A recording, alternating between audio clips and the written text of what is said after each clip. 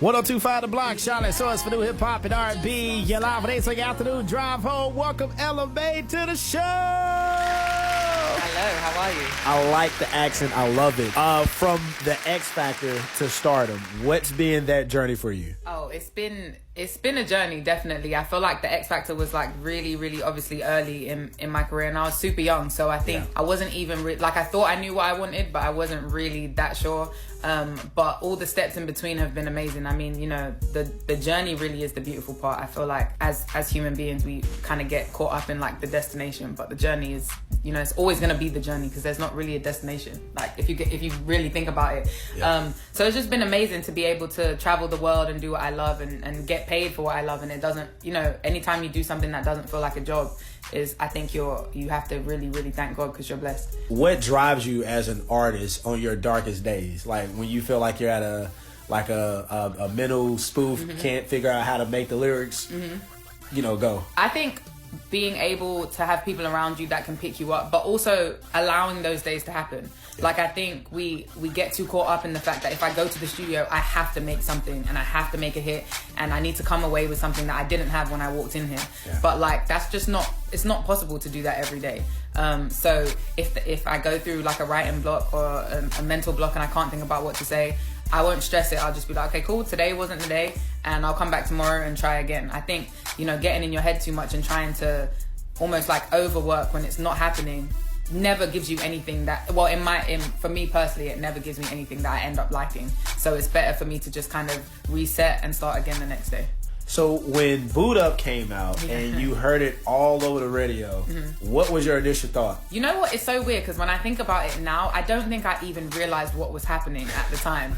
Like, because everything was just happening so quickly. And like, I knew what was happening, but like, I didn't really understand it until after the fact. I think after the fact, after I'd like toured for a whole year, and really after the fact was when the world shut down. And I think that really gave me a chance to sit down and be like, wow, what just happened? Like, it was, I didn't, at the time it was just like go. So I just didn't really think about it. I knew what was happening was amazing, and I was getting to do a lot of things for the first time and getting to meet people for the first time, but I didn't actually really recognize what was happening until after. And I was like, wow, that actually is everything that I've ever dreamed of, just off of one song, which is incredible. So this new album, Heart on My Sleeve. Yes. 55 minutes of pure timeless music. Oh, thank you. I appreciate that. What are the top 5 records that you knew for a fact it had to be on this album? That's a great question. No one's asked me that yet. Okay, Didn't Say. Yeah. Featuring Lotto. So she wasn't originally, obviously I got that feature really late, but just the song in general, I knew it had to be on there. That was one of the first songs that we recorded in the album process. Yeah.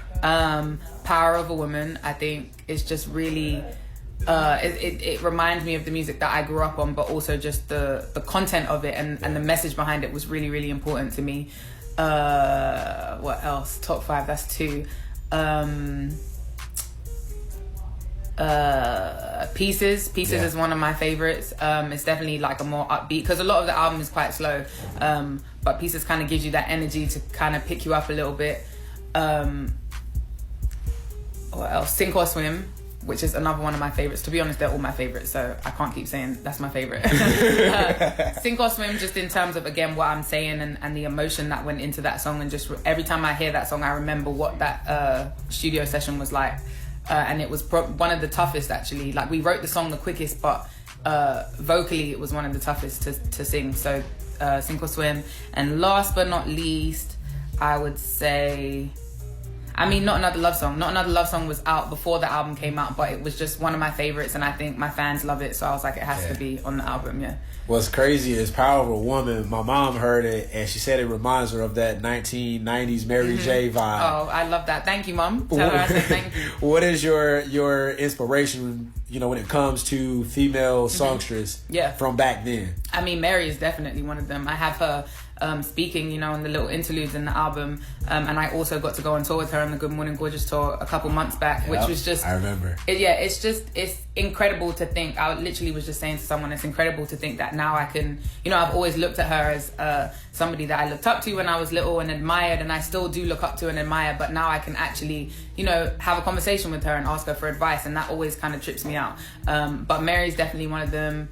Destiny's Child, Beyonce, Mariah, Brandy, Monica, all of the 90s females, Lauryn Hill. Yeah, definitely Lauryn Hill. Yeah, Lauryn Hill is one of my favorites. The Miseducation of Lauryn Hill is my favorite album of all time. So could you see yourself ever doing a rendition of a Lauryn Hill song? Oh, if yeah. So, which one? Yeah, I would love to. I've done, like, when I first started, I was doing covers on Instagram. And I did do a Lauryn Hill cover. But if I had to pick now, I would say Nothing Even Matters. Wow. Yeah.